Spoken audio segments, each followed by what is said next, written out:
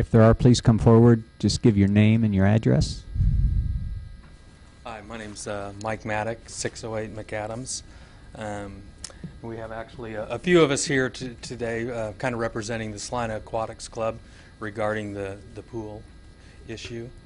And kind of want to throw our support, as I know the pool issue is still kind of a little bit off in the future, but the design phase is right now, and want to kind of throw our support to the inclusion of a 50-meter competitive pool within that. I did send letters to all of you, and we kind of have a 10-point try to condense this as much as possible as to what we're looking at. I think the main thing, what it boils down to, is actually what your consultants, the experts that you've kind of hired to kind of look at the size of Salina and what they're looking for. Square footage of the pool at 25,000 square feet is what they recommend. The actual 50-meter pool encompasses only 11,000 of those square footage, and with that you can get all the things: swimming lessons, your diving board entries, slide entries if possible, and you can still have the zero entry water, the lazy river that they're talking about, while still incorporating it into something that is very valuable for our swimmers. My son being one, I'm also an ex-competitive swimmer, and I swam in a 50-meter pool. It would be like basketball players only playing half court, or tennis players only playing half of a tennis court. Our swimmers, although we have excellent turns, because we turn a lot, because we only swim 25 yards in the South Pool and at the YMCA, and are really excited about the possibility of having a full outdoor course, including one that we could have swim meets at. In order for our swimmers to reach their potential, we'd really like you to consider that the 50-meter pool. We do have a couple other people I want to give time to as well, including a couple of young swimmers. Mike, quick question. Did I hear you say that all the indoor pools are 25 yards or yes, meters? 25 yards. And I believe the Y is 25 meters, is it not? So I'm not going to give you a whole breakdown on swimming. They do break it into short course and long course, summer, winter. Our high school swimmers swim yards, and we swim yards in the winter time. But in the summertime, we swim inside all the time, and then they go to a swim meet and go outside and swim the 50 meters. It's not an astronomical difference, but it does make a huge difference. Our backstrokers are all over the place. They're not used to swimming outside. They've got the tiles at South Gym to follow, and that is a big part of it. Another part of it is the familiarity of swimming outside and swimming in the longer pool, especially when they're starting out young. Some of them, the first time they swam in a 50-meter pool was their first event at Wichita or Derby or Hutchinson. McPherson doesn't host any meets right now, but McPherson put a pool in very recently, and they were able to encompass the 50-meter pool, the lazy river, the zero entry, some of the things that I think the survey, or were on the top of the survey. Okay. Sir, did you say you're sending us some information? Yes, I did. I did send a letter to all of you just from me, but I can give them to you here, kind of those 10 forthcoming. points that I It's talked forthcoming. about. Okay. Yes, which I can hand it to you. That's fine. Okay. I think more than anything, probably one of the top items that I would like to add on the priority is I think we know what the pool can do for Salina business-wise. I think you guys are excited about it and the thought of the potential for the pool. We've got a group of dedicated and excited people about it that are willing to fight, willing to knock on some doors, put some yard signs up and stuff to get to work on the issue. Which I don't think we necessarily had in 2000 when it went through, or 5 years ago when the first one was turned down. Okay. Thank you very much.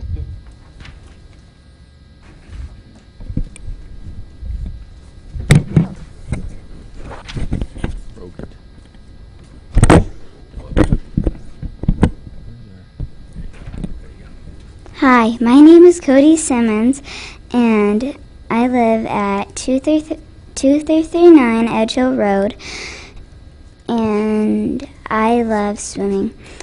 I think we should have a 50-meter pool in Salina. Swimming outside in the summer is better than swimming inside. It's really hot inside.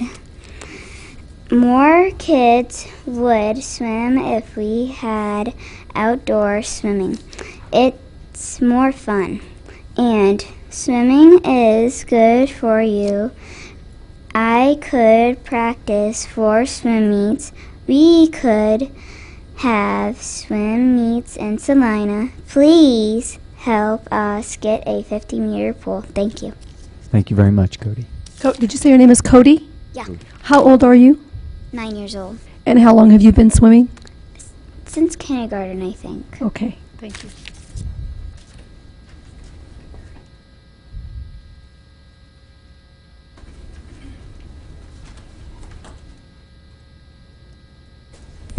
I'm Christina Corbett. I live at 703 Max. Both of my kids swim on the Salina swim team. I have a 10-year-old and a 12-year-old. They've been swimming since they were about 7. I competed in Winfield, Kansas, which is a very small town. We only had an outdoor swim team, so I only swam outdoors. And we only had a summer swim team because Winfield did not have indoor facilities at that time. Swimming outdoors is dramatically different than swimming indoors. I don't know if any of you play tennis, but it would be like the difference between playing tennis at the Pines, which is our indoor facility that you have to be a member of, or playing tennis outdoors. The sun shining in your eyes, reflecting off your goggles, the wind blowing the flags. When you're a backstroker, you look at those flags and you count your strokes. And you have to know how many strokes before you turn or you hit the wall and you missed your turn.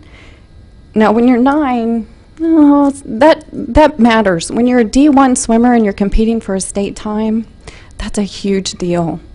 And when you're inside, those flags don't move. They don't change. The wind, the sun, that doesn't make any difference. When you're outside, you have to practice outside to know those times. A 50-meter pool, you turn half as many times because, a 25-meter pool, you're making twice as many turns. A 50-meter pool, you're making half. We're really, really hopeful for a 50-meter pool in this town, not only for those kids, for the swim kids, but for the community. In a 50-meter pool, we could do boating training, we could do some kayak training, we could do scuba training. There's lots and lots of activities that we could do. I think that we've got people that lap swim at the Y. We've got people in this community that don't lap swim because they can't afford Y memberships, that I think would lap swim in a public pool. Some of those people get overlooked. The lap swimmers at the Y, though, most likely were lap swimmers as kids and were swim teamers and those kinds of things as kids. You don't see those people. You don't just pick up swimming at 40. Some people do. Most likely those people were kids that swam laps because it sticks with you for your lifetime. Also, what swim teamers do is they're your lifeguards, they're your first aiders, they're the people that make our rivers and our lakes and our state parks safer because they're the ones out in the water. They're the ones around the water that make those facilities safer for all of us. This pool is going to make a big impact on the way people look at Salina. And I think when they look at this pool and they look at the pools around the state and they're going to wonder why we didn't install a 50-meter pool. If we just put, a 25-meter pool and our kids aren't capable of competing at this pool. The Missouri Valley, when you look at the Missouri Valley, I know a lot of you aren't familiar with swimming. It's such a small thing here. We have about 30 people in our summer swim team. Winfield has like 150. Winfield is a town of like 20,000 people. I don't know how many people live there now. It's been a long time since I've lived there.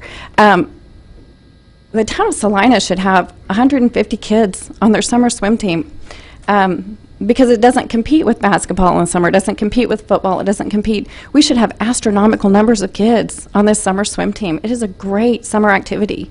And it is a great winter activity for the kids who don't make the basketball team, that don't make the volleyball team, that don't make all these sports teams, but that want that camaraderie, that want to have sportsmanship, that want to have after-school activities. It's a great you know, it gives them something to work towards. The swim team has a lot to offer. And Salina Aquatics Club feeds both South and Central swim teams. I don't know if you're aware of that, but kids start at 5, they start at 6, they start at 7, and then we train them through the Aquatics Club, and we feed them out to both high schools. And we've got some really quality kids out there that have learned a lot of good things, keep them physically fit and active. So I've also written a letter to all of you, emailed it to all of you, so I would like you to just consider that. I think this pool is going to have an impact on how Salina is viewed. And I think that a 50-meter pool will have an impact on how Salina is viewed as well. And I think when we're looking at all those plans that have been put in the state within the last 10 years or surrounding states, there's a lot of good plans out there that have included a 50-meter pool easily with all the amenities that we're looking at. I don't see that we need to eliminate any of the amenities that we're wanting in order to have a 50-meter pool. It seems to me that it could just be part of what we're looking at. I know Derby's pool has it separate, and I can see that would be really costly for us to do separate. But as far as including it along with what we're talking about, I don't think that we're looking at astronomical additional funds to do that, or leaving out big amenities that we really want to see it in our water park, because I really want to see a good play park too. I know that's what we want. We want a good play park, and my kids want a good play park too, but man, they want to compete. Their friends want to compete. So I really would like to I would like for us really to consider that, and if we need to look at additional plans, or there's lots of them out there, because everyone's putting them in. Seems like all the surrounding towns have found plans that work well to include 50-meter pools. So anyway, I was hoping that you would seriously consider that. Thank you. Thank you very much. Anyone else?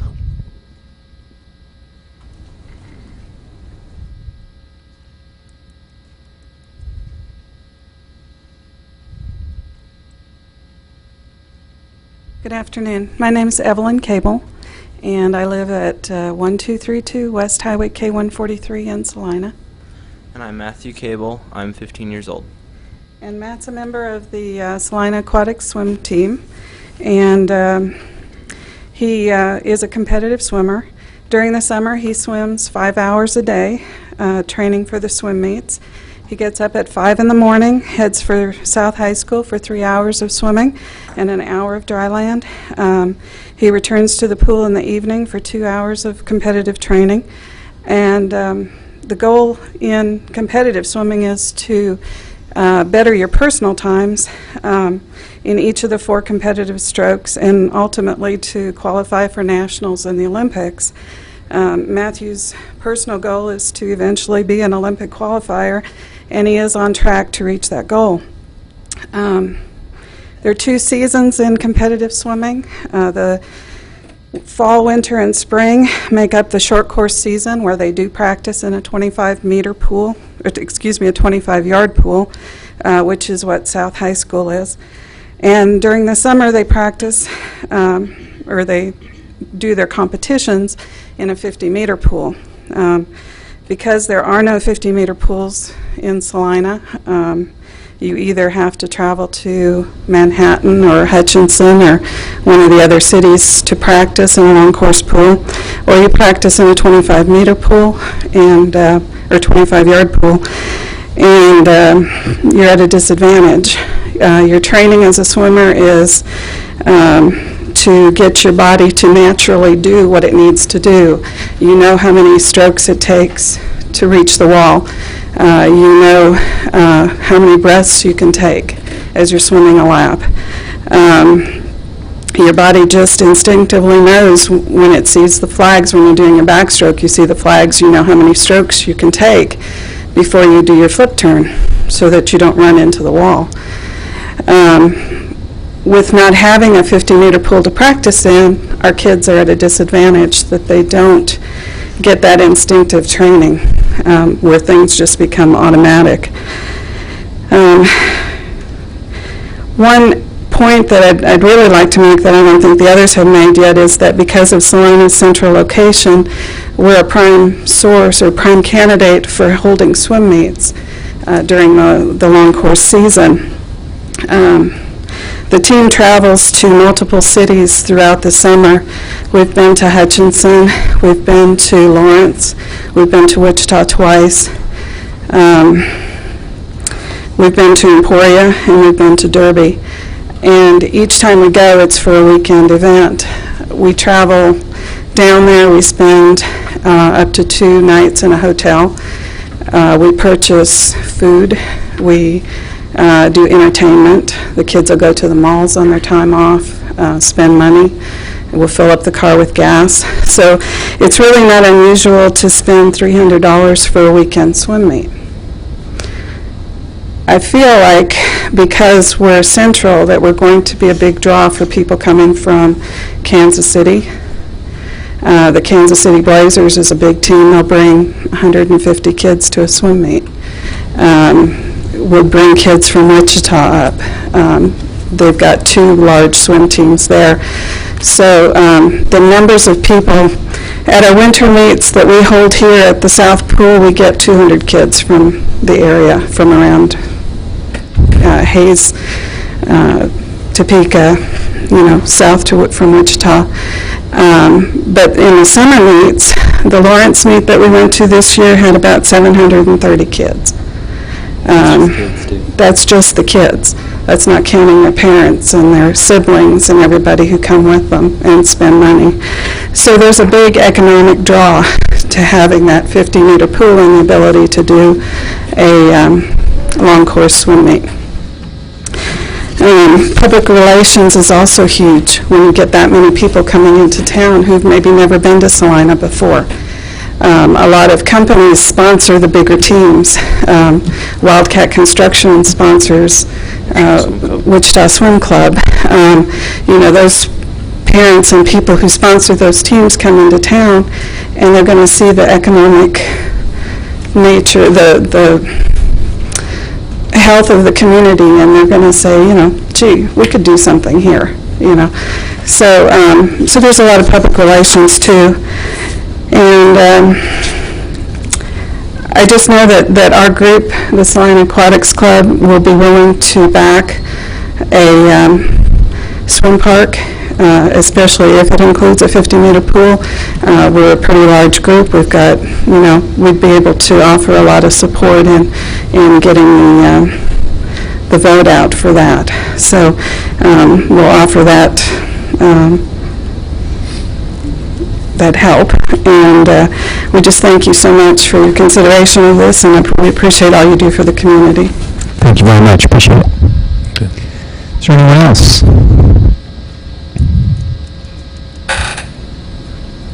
have no awards and proclamations, so we'll go to public hearings and items scheduled for a certain time.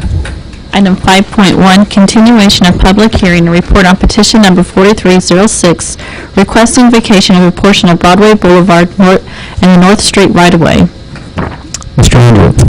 Thank you, Mayor and Commissioners. This is a continuation of a public hearing first scheduled on July 14th, and that was in a response to a petition filed by Roger Bakhta, who is the owner of the Best Inn Motel at the corner of Broadway and North Street. And his goal was to have a certain portion of the right-of-way declared surplus and in some way returned back to his property so he could reconfigure his parking area.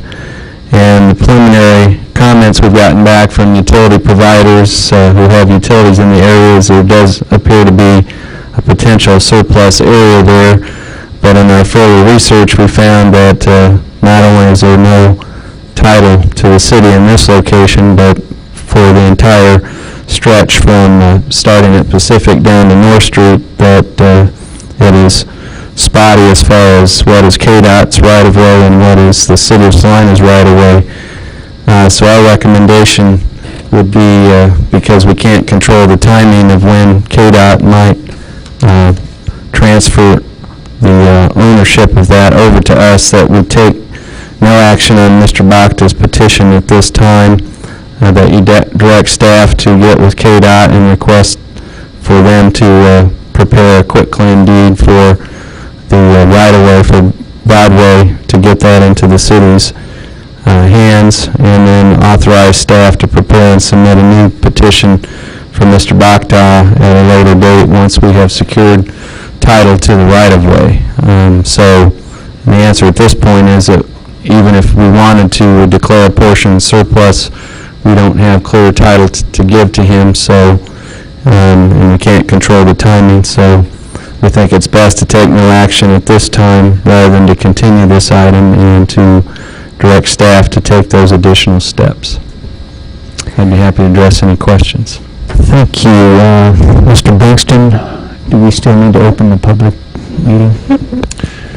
In that it was a continuation, yes, Mayor, I think you would want to do that for purpose of ultimately closing it, and if it is your wish to take the recommended action, that would follow. They're recommending no action on this petition. We still need to open a public. Well, the only point being there that we did continue the prior public hearing was my understanding, and if for no other reason than to enable you to close it would be what requires. Thank you. At this time, I'll open the public hearing on this item, and are there any questions for staff? Are there any public comments? I will close the public hearing and bring it back to the commission for action. Hey, Mayor, I'd move that we authorize staff to prepare and submit a new petition on Mr. Bakta's behalf once the city has secured title in the right-of-way. Second. It's been moved and seconded that we take no action on the petition and authorize staff to prepare and submit a new petition on behalf of the applicant once the city has secured title to the right-of-way. All those in favor signify by saying aye. Aye. Opposed, same sign. Motion passes 5-0. Item 5.2, citizen comments on the 2009 budget proposal. Are there citizens that would like to comment on the proposed 2009 budget? Okay, seeing none, move on to the consent agenda. Item 6.1, approve the minutes of July 28, 2008. Item 6.2, resolution number 086542, authorizing agreement with USD 305 for uniform law enforcement officers to serve as the serve in their school resource officer program. Are there any items that Commission would like pulled from the consent agenda? If not, I would accept a motion. I'd move we approve the consent agenda. Second. It's been moved and seconded to approve the consent agenda. All those in favor signify by saying aye. Aye. Opposed, same sign. Passes 5-0. There is no development business. Administration. Item 8.1, second reading ordinance number 08-10456, providing a change in zoning district classification from C3 to PC3 with an outdoor storage permitted on property address as 1320 Omri Road. This ordinance was passed on first reading August 4th, and since that time there have been no comments received. Are there any public comments?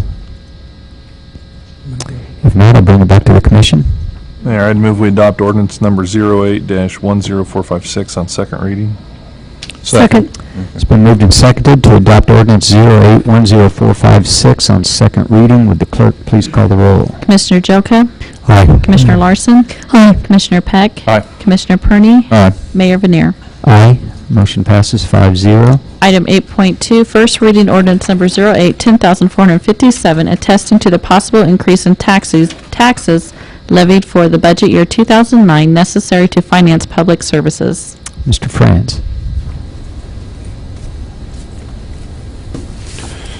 Each year, Kansas statutes require us to do a computation to determine whether or not we are raising taxes. This year, it's pretty clear with the proposed change in the mill levy and with the shifting of taxes to the general fund and employee benefits fund that we would be required to pass this ordinance and publish it. essentially is a matter of public notification that we are indeed contemplating raising taxes. First reading is today. Second reading will be next week at the formal budget hearing time. Be glad to answer any questions. Questions to staff?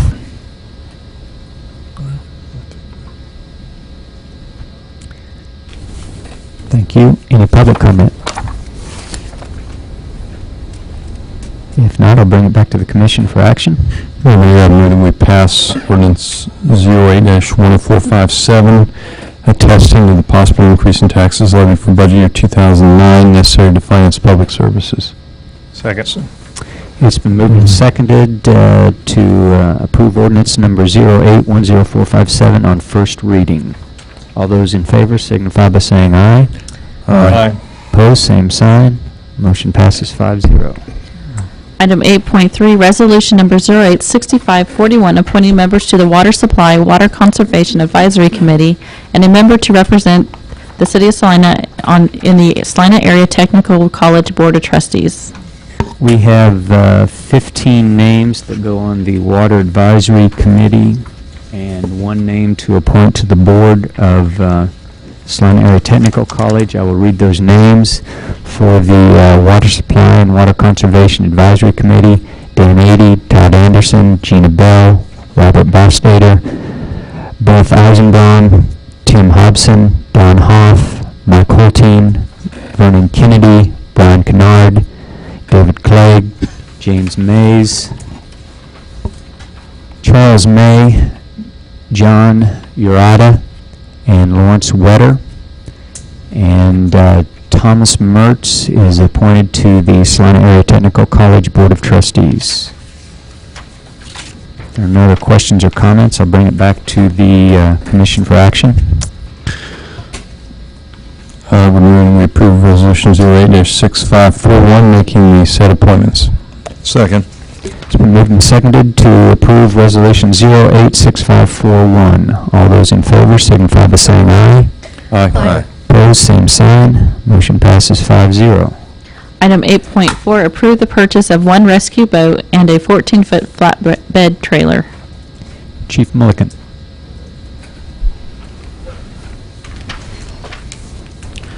Good afternoon, Commissioners. We have an item before you for your consideration on a rescue craft, a water rescue craft for the city of Salina and the surrounding area. I want to introduce to you Chief Larry Hemphill, who is our Chief of Training and Safety, and Larry was given this project. He actually supervised and oversaw the operations during our last flooding event, in which we rescued a number of our citizens off of North Ohio.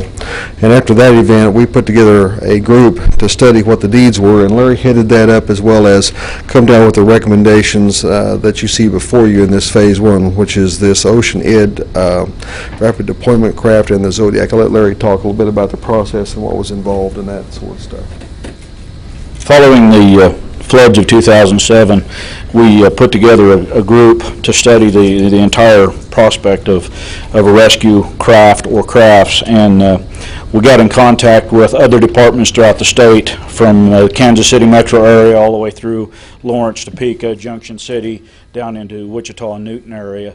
And what we found was that the majority of departments that get into water rescue, which is of course different than dive rescue, departments that get into water rescue have two craft, a hard hold boat and then an inflatable boat. And that process is what stemmed us into looking into this two-phase implementation, where we could get quickly into an inflatable rescue boat and then in subsequent years try to get into the hard hold boat. And what we come up with was a boat large enough to support both the rescue personnel needed to do the rescue, and then also get the victims into the boat and back to safety.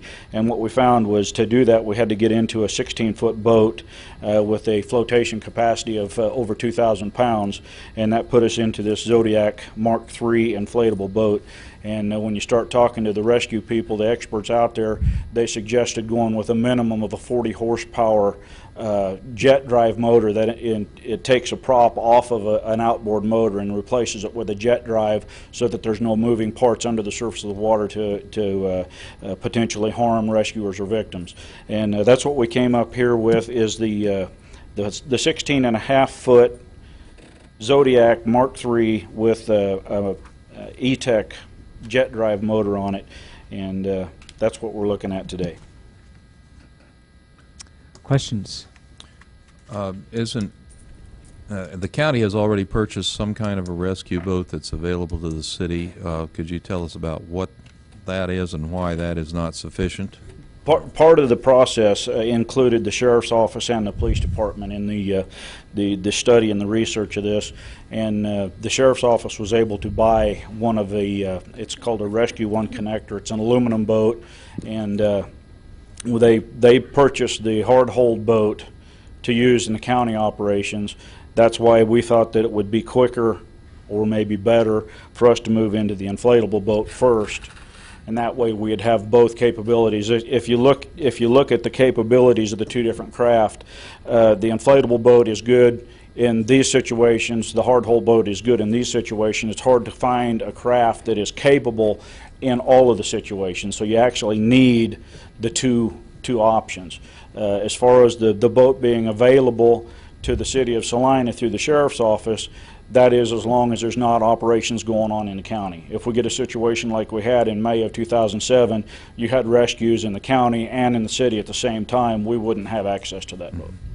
And at that time, the rescues were largely accomplished with privately owned boats. Is that correct? The county did not own one, and we did not either. Exactly. And we borrowed several boats during that May of 2007 flood, and we ended up putting those boats in the water. Subsequently, those boats were damaged, and the city had to pay for the damage of those boats. The one that was the most severely damaged still to this day leaks, and what did that cost us? Obviously, the owner is not happy with that. So what did that cost us? I don't know what the final bill is on that. Okay. Well, when you talk about these situations, I've lived in this community 28 years. We don't have very many of these situations. I'd have to disagree with you, sir. I've been on the department for 23 years. This may be the only flood that we've had, but we are on the river or in the still water bodies within our community every year. We had just last year, we had 8 individuals on Lakewood in a John boat, for lack of a better term, that severely overloaded the boat and sank the boat. We put our guys out there in life jackets to rescue those 8 people out of the Lakewood lake out there. I mean, it happens every year. We've got vehicles that go off in streams. We've had vehicles in the channel at the bottom of Channel Ridge. It happens every year. I lived at Channel Ridge and witnessed the 2 cars that have crashed in there over the 16 years that I lived there, but that was that was an interesting situation in both cases. Or at least in one case, I know the driver got out completely on his own and was found wandering on Iron Avenue several hours later. But and looking for his car, not being able to remember where he'd parked it. But at any rate, Lakewood Park is not. You know, if that's the #1 case, we own John boats, don't we? No, we don't. I've seen one sitting next to the building in Oakdale Park. City of Salina doesn't own any boats that I'm aware of. We searched high and low in May of 2007 trying to find boats. That's the way we borrowed them. Who's John boat sitting over there by the park maintenance building at Oakdale Park if it's not City of Salina's? But at any rate, I can't tell you that. I don't know. Gee, I've even been in it because I've worked in it with the River Festival. But, you know, Oakdale Park, you don't need a 40 horsepower boat. I think that the group went to extraordinary lengths to identify the kind of equipment. You're having our recommendation on what the city of Salina should have. I think the recommendation is excessive, and I don't support this purchase. Do we currently have this RDC, which is a non-motorized boat? Is that correct? Yes, refresh my memory what that cost. I believe the final cost was right at $4,000. Okay. Would that be the RDC you could use for ice situations at Lakewood or something like that? It also is a multifunctional craft. It can be used on ice, it can be used on snow, it can be used in swift water. It's a multifunctional craft. But non-motorized? Non-motorized. It's purely manpower. And just like we may rely on Saline County for theirs, do they rely on ours to borrow ours? If it happens out in the county? Yes, exactly. I think that's what you're going to see. Okay. Further questions of staff? Thank you. Any public comment? Thank you.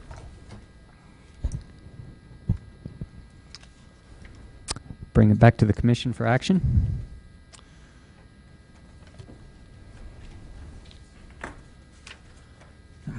Mayor, I move that we approve the purchase of one rescue boat and a 14-foot flatbed trailer from Race Environmental Inc. for $22,135.80. I'll second that.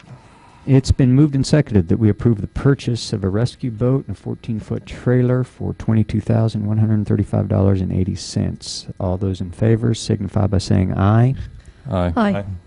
Opposed, same sign. Aye. Motion passes 4-1. Commissioner Perney voting against. If there's no other business to come before the commission, I accept a motion to adjourn. So moved. It's been moved and seconded. We adjourned. We are adjourned. Thank you. That was quick. It wasn't seconded, but I'll second. Mayor did. Donald's ready to get out of here. Well, I don't know when it's going to come along. Might not come along until May next year. One of those. Yes, sir. Oh, my goodness gracious. Hi, Tracy. I'm Lucy. Nice to meet you in person. I haven't looked at my You are? emails today. So usually Jason will pass those on. But you're the I swimmer. don't recall getting Nice to them, meet you. but if it came through, if it went to Jason.